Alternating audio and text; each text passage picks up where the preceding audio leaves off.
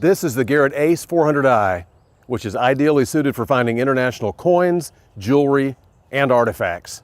The Ace 400i includes iron audio to help identify discriminated iron targets, digital target ID with a large 0 to 99 scale for more target information, a 10 kilohertz frequency for improved sensitivity on low and medium conductivity targets like gold and lead, an adjustable frequency to help eliminate electrical interference or other detectors in competition hunts, cam locks for increased stem stability, and a sharp, responsive pulse width modulation audio.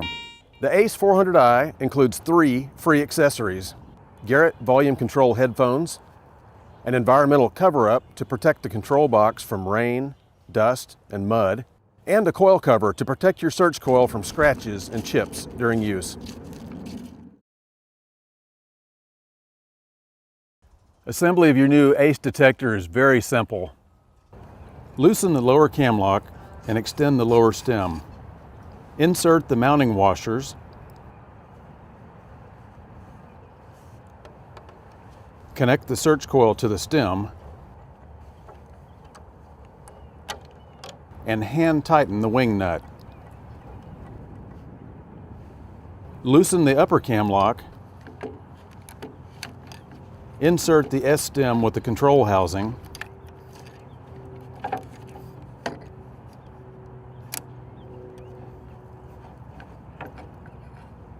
Adjust the lower stem to a comfortable height and hand tighten the cam locks. Wrap the coil cable snugly around the stem with the first turn over the stem. Insert the coil connector into the control housing connector and hand tighten. The arm cuff can be adjusted by removing the screw on the bottom and mounting the 2-piece cuff to the other hole.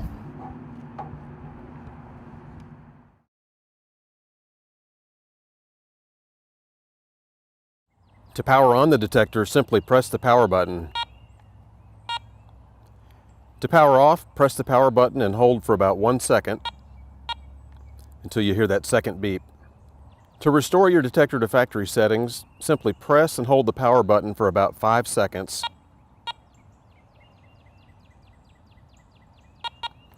When you hear that double beep, you'll also notice that it's switched to coins mode, which is the factory default setting. The Ace 400i also includes this battery level indicator. When it's down to 1 bar remaining, it's time to change your batteries. Your Ace 400i is always going to indicate all targets that you encounter in the field, but it's important that you understand target ID. So let's take a look at that. The Ace 400i's target ID includes this legend up at the top. Ferrous or iron items are going to indicate more toward the left side.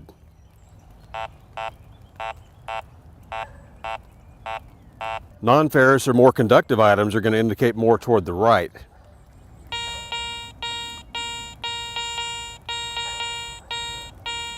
This lower scale here indicates that all pixels are active. They are all switched on.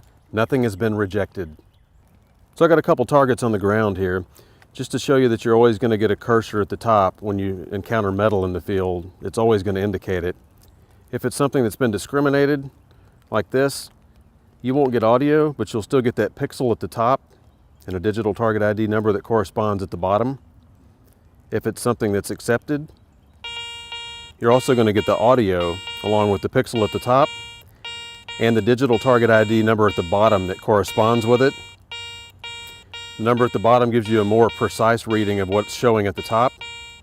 And to the right, you've got a coin depth indicator given in 5 centimeter increments. So in this case, I'm about 10 centimeters above my target, which would be about how deep it was buried in the ground if it was a buried target.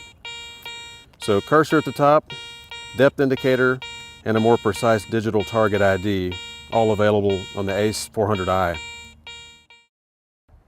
Be aware that items much larger than a coin may actually be deeper than what they indicate, and items that are very small, very much tinier than a coin, may actually be sitting shallower than what they indicate. For the very best target ID, you want to keep very level swings of your coil and you want to get your coil centered directly over the target as best you can for the most accurate digital target ID number. The ACE 400i has 3 distinctive tones based on the type of metal that you encounter and its conductivity. So I have 3 targets on the ground. Let's go over them and let's listen to these 3 different tones. Okay, the low tone on the ACE 400i is anything with a digital target ID reading between 0 and 39. First, I've got this iron nail here. You hear it grunting, low numbers bouncing around, that's your low tone.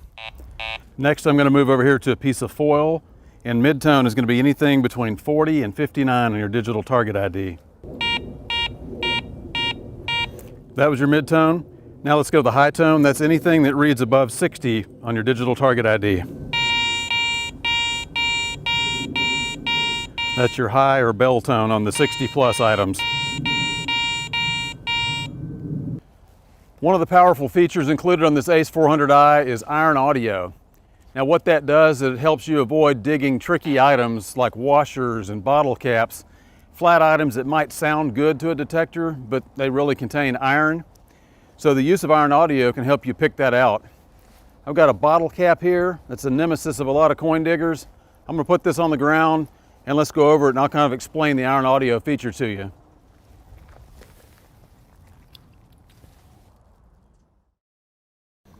Okay, this is your iron audio button right here, the same as the power button. It's important to note that you must have some discrimination put in. You must have notched out some iron for iron audio to be functional. So what I'm going to do, here's a bottle cap. I've already showed you. I put it down. When I go over it, it sounds pretty good. In order for it to function, I need to discriminate out some iron. So I'm just going to jump right down here to jewelry mode, and that knocks out some of my iron. Let's go over that bottle cap again. Still sounds like a pretty good target, but let's check it for iron grunts by putting our iron audio on and go back over it again.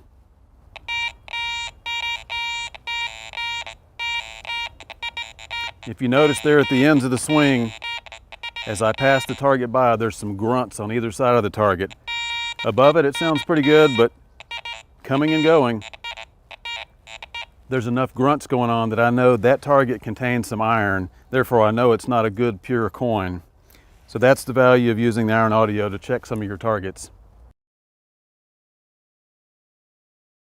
Now let's take a look at the different discrimination patterns and other features of the ACE 400i. Use the mode plus or minus buttons to select between 4 preset discrim patterns or create your own custom pattern. In zero disc, nothing is notched. All 12 pixels are active. Use this mode when a target signal is inconsistent or when you don't know exactly what type of metal you're looking for. Jewelry ignores most iron trash, but finds rings, watches, bracelets, and other types of jewelry. In custom, you can create your own discrimination pattern, eliminate anything you want to, and when you turn the detector off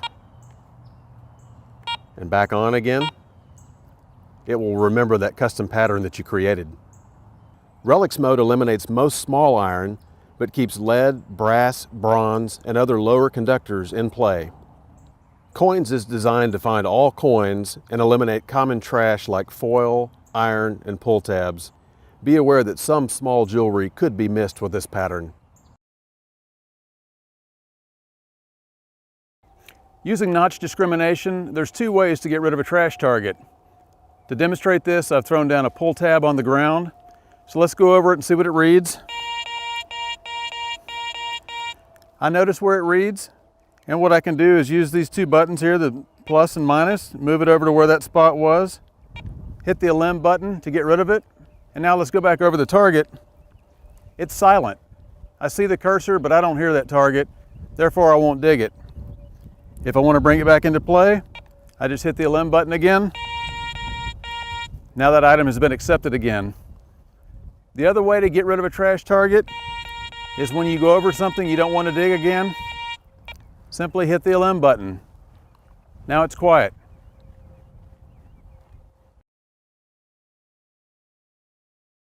There are 4 minor frequency adjustments that you can use in order to minimize interference caused by electrical sources or by other metal detectors. To switch frequencies, hold down the LM button and change the setting with the discrim plus or minus buttons. There are also 8 levels of sensitivity. Increase sensitivity when you're searching for a very small item or a very deep item. Other times you might want to decrease sensitivity is when the machine is behaving erratically due to excessive metallic trash or highly mineralized grounds.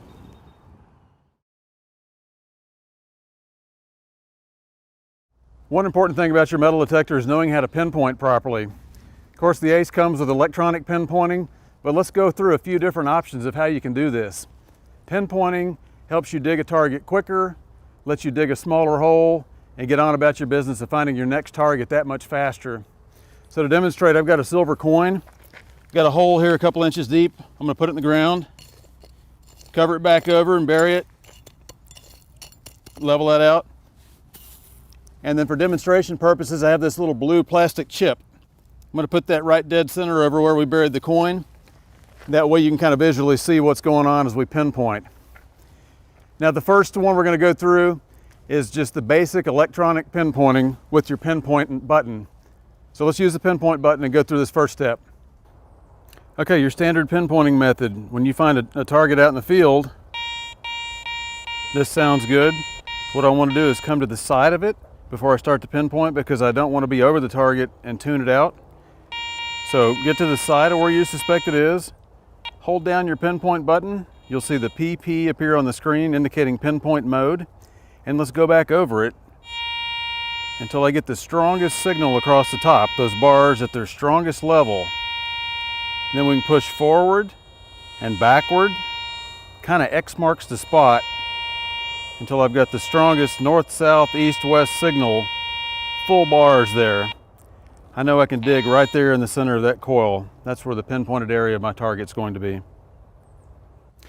Now some people like a different style of pinpointing. They like to pinpoint off either the tip or the tail of the coil. So we're going to go through both of those methods next. And the first is going right off the very tip end of this double D coil, and the other is off the very tail of it. So let's go in here close and take a look at this. The good thing about this double D coil is it offers you some other ways to pinpoint like the tip and tail. So let's come in and find our target again. Same thing, get to the side before you hit pinpoint so you don't tune it out. Go to pinpoint and then find your strongest signal.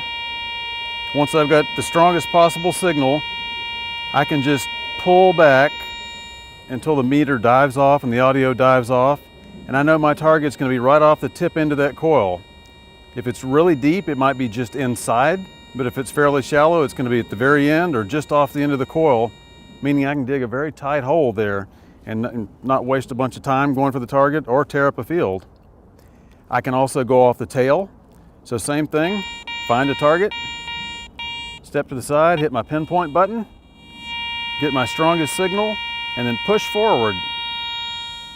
Once that meter dives off and the audio dives off, I know that my target's going to be right off the tip end of that coil back there. One final pinpointing method with this double D coil. You can do this without even using the pinpoint button.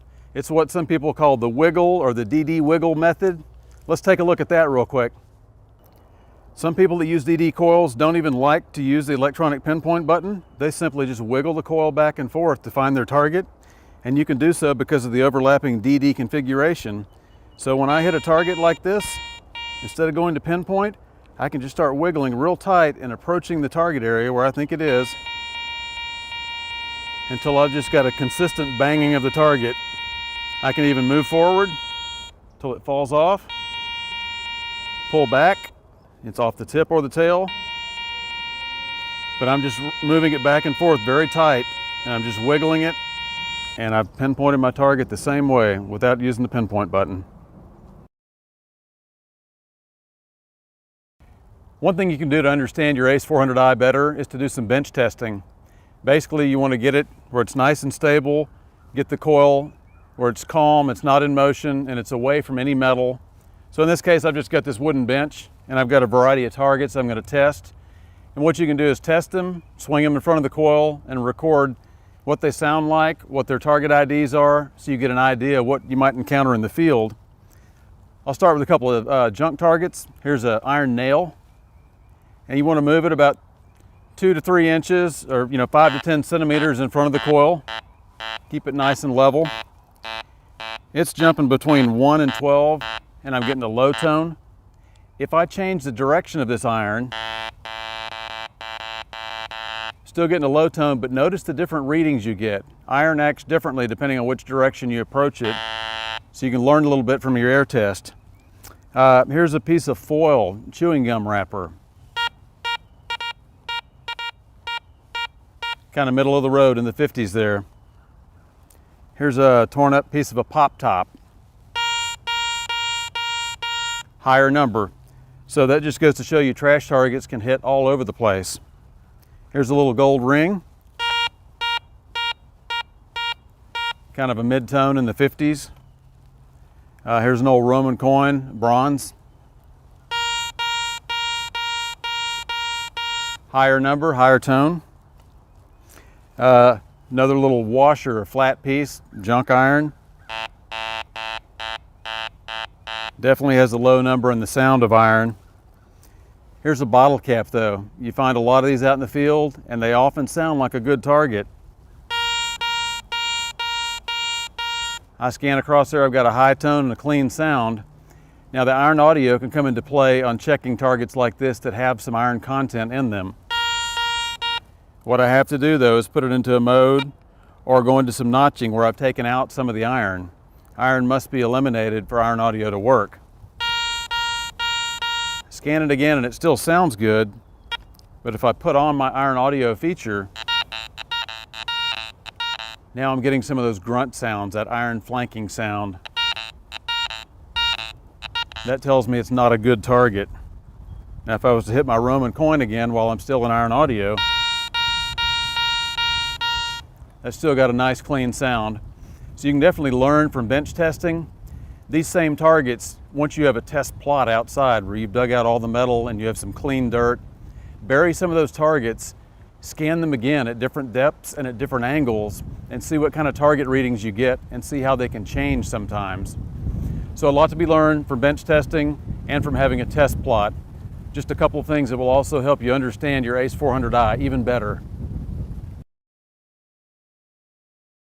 Here's a few search tips to use with your ACE detector. First, keep the coil close to the soil at all times and swing it very level for the best results. Walk slowly in a straight line, swinging the search coil side to side at a rate of about 2 to 5 feet per second. Overlap the coil by half its length over each search area. The DD search coil allows easy separation of adjacent targets. Use narrow swings to isolate good targets from nearby trash.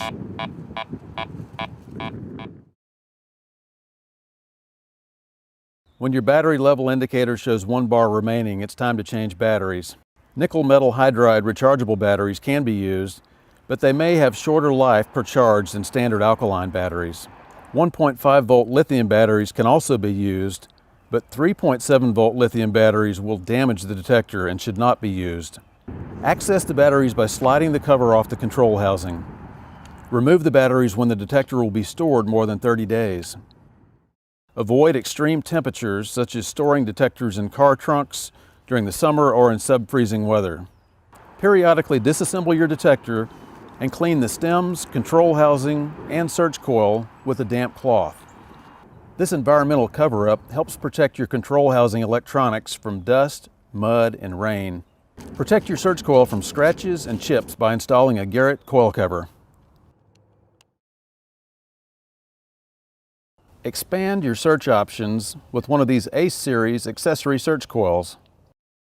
This small Super Sniper coil and this 5x8 Double D coil are ideal for searching in tight areas and in separating numerous adjacent targets in trashier hunt sites. Larger concentric search coils provide the greatest detection depth and the largest possible detection fields. The Garrett Pro Pointer is highly recommended for all detectorists to speed their recovery of detected targets, to dig smaller recovery holes, and to identify multiple targets in close proximity. The Pro Pointer AT can even be used underwater to a maximum 10-foot depth. To learn more about your new ACE detector and to see the latest Garrett accessories, be sure to visit garrett.com.